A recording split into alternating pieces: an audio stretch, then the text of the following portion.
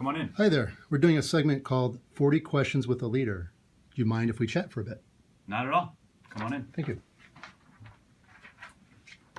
Have a seat. Thank you. Are you ready to begin? Ready to go. All right. Who are you? So my name's Trey Robinson. I'm 35 years old. I'm a father to 2 kids, Liam and Nora. I'm husband to my wife, Kate. I'm a brother to 5 sisters and a brother, and a son to my parents who live in St. Louis. Great. And where are we right now? Right now, we're in beautiful North Chicago, Illinois. We're currently at the AbbVie operations headquarters, currently sitting in my office in A1. How long have you worked here? So after college in 2006, I started working at Abbott Laboratories. I've been here now for 13 years, obviously with 5 years ago, Abbott spinning off AbbVie. So altogether, 13 years I've been here. Great. And what is your current role? Current role is in operations brand management. I'm currently the associate director of a brand called Oralissa for endometriosis and uterine fibroids in our women's health franchise. When was the last time you shaved? This morning? No. I started to not shave on November 1st as a part of Movember, the campaign to raise health awareness and money towards men's health issues this year. Great. And have you managed people before? I have. In one of my first roles coming off of the Abbott Operations Development Program, I was in our manufacturing plant, and I led a team of operators on our third shift packaging plant, manufacturing products for Abbott. What do you like about managing people? I think what I like most is the ability to have a greater impact on the work that we're doing. A lot of times as individuals, we can accomplish only so much, but when you have the ability to manage a team, the ability to accomplish even more is greater. And so if you do that successfully, the ability to do more and impact more is much greater. And what do you find the most challenging about managing people? Oh, I think the hardest part of managing people is that we're all different. We all come from different backgrounds, perhaps different cultures, and one of the hardest things is incorporating all of that diversity and finding the best way to manage everybody towards a common good. What is your favorite dessert? My favorite dessert is mint chocolate chip ice cream. Okay. Tell me about a time when you didn't agree with something, but you had to do it anyway. So we recently launched Oralissa in the U.S. It's a product indicated for endometriosis. It's in our women's health franchise. Immediately after the launch, we were very challenged to do a lot of things in a very short time frame. I was getting 2 different sets of direction. One set of direction from the team and where we felt the team needed to go. I was also getting a different set of feedback in a different direction from our senior leadership. It's very challenging to say what did we need to do as a team and what did we need to do in order to appease our senior leadership. And what I did was I tried to do what our senior leadership was looking for while also keeping the team's objectives first and foremost. And tell me about a time when you had to think outside the box to complete a task, and were you successful? So one of the times I've needed to think outside the box was we were manufacturing and packaging and releasing a product in Turkey, and we were actually selling that product in Turkey at a negative margin because of the pricing structure and the cost structure to manufacture the drug. One of the things that we chose to do was to renegotiate a contract that we had with one of our third-party manufacturers to the tune of a 65% reduction in cost. That enabled us to be able to sell the product at a lower cost, given the price that we were able to get into the market, reversing a negative margin to a positive margin. So now we're made $9 million in sales last year, ahead of where we were the year before, where we actually lost money. Who is your biggest role model for leadership? I think I have 2. First and foremost, I think it was my father. My dad, William Robinson, has been a leader within the automotive and tool industry for his entire career. He's been somebody that I've looked up to my entire life.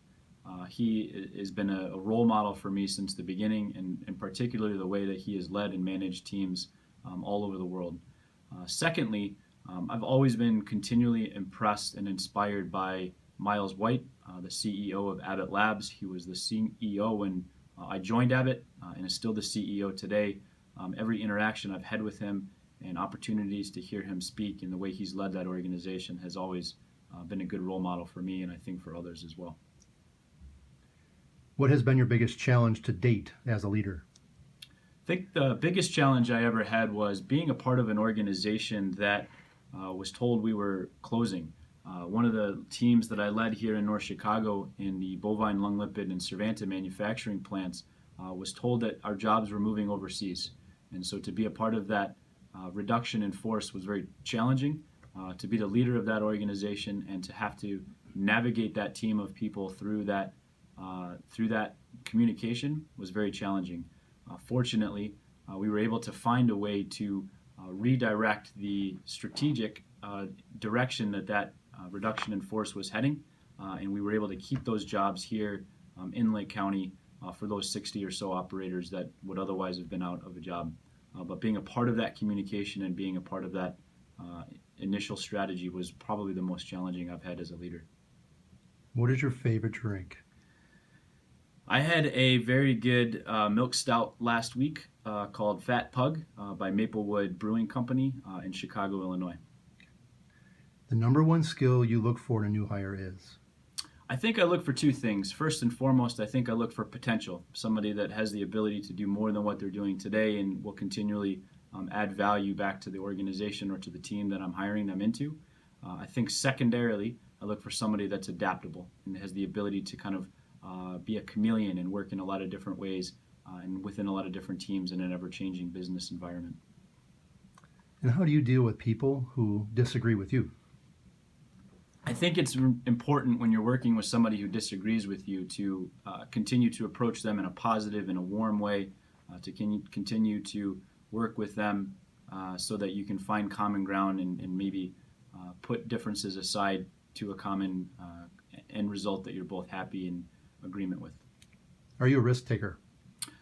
I am. I think that I do take some level of risk in my role, but I think that has changed over time. I'm 35 years old. I feel as though I'm currently in maybe the middle third of my career.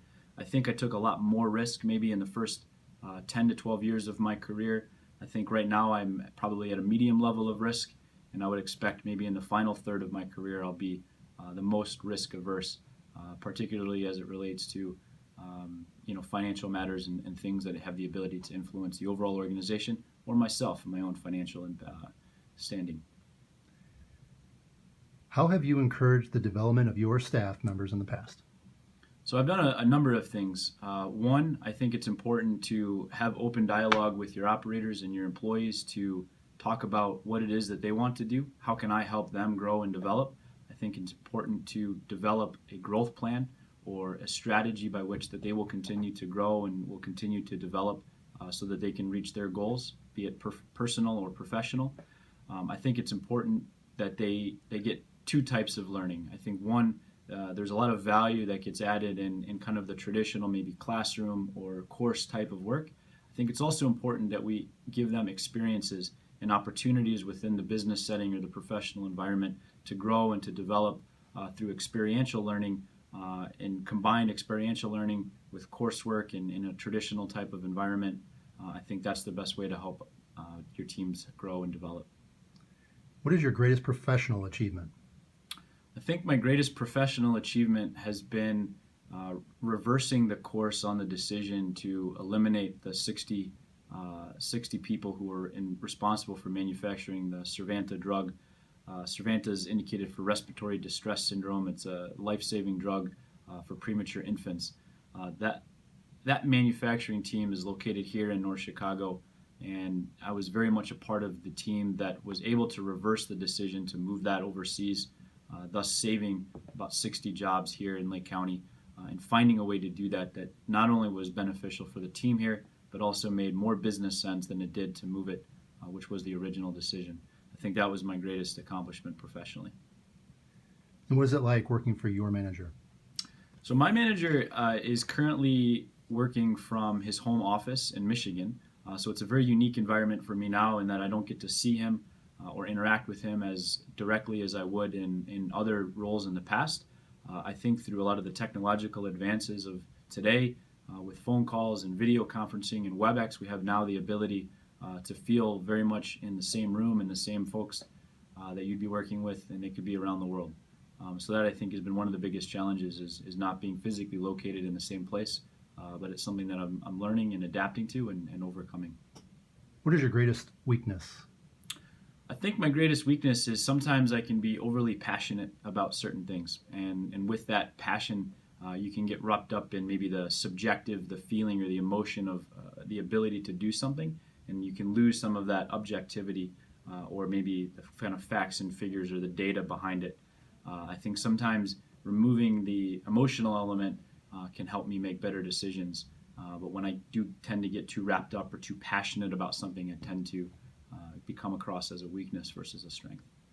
Okay, what is your greatest strength? I think my greatest strength is the ability to bring people together. I think it's an opportunity to lead a very diverse workforce, as I've done in AP16 and the manufacturing plant here in North Chicago with the drug product manufacturing and sterile drug manufacturing teams, bringing those groups of people together, laying out a strategy and a clear objective for them, and then leading them through that business in order to deliver back to the organization.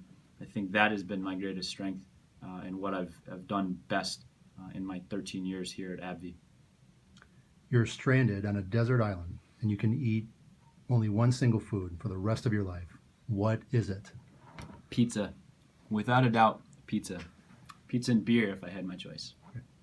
How do you handle stress and pressure? I think the best way to handle stress and pressure, as an endurance athlete, I like to get outside. I like to run, ride my bike, swim. Just being outside and working out is the best way to relieve stress and work through solve problems. Do you prefer to work independently or on a team? Undoubtedly on a team. I think you can achieve more as a team.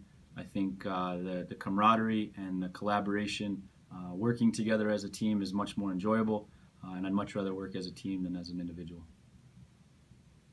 And how often do you feel it's necessary to meet with your team? So when I was in the manufacturing facility, I would meet with my team daily. A lot of times when you're managing 60 people, it's impossible to meet with them on a daily basis. But I do try now in my role today to meet with my employees a couple of times a week, but minimally on a weekly basis. And are you comfortable with verbal or written communication? I think I'm comfortable with both. My preference would be verbal. I'd much rather have a conversation with somebody and be working through something together than maybe email or text or anything like that. But verbal, I think, is the best way I communicate. Okay. And how would you deliver bad news to your team? So I've had to deliver bad news to my team, and it's never fun nor easy.